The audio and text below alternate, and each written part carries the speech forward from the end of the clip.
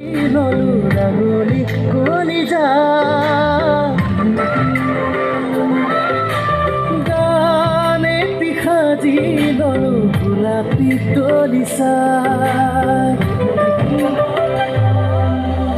নামে লিখি ললো রাঙলি কলিজা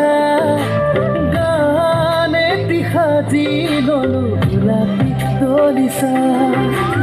হিয়াতে সপোনৰ ঘৰ এখনি সাজিলা বুকুতে মৰমৰ নৈ এখনি বোৱালা হিয়াতে সপোনৰ ঘৰ এখনি সাজিলা বুকুতে মৰমৰ নৈ এখনি বোৱালা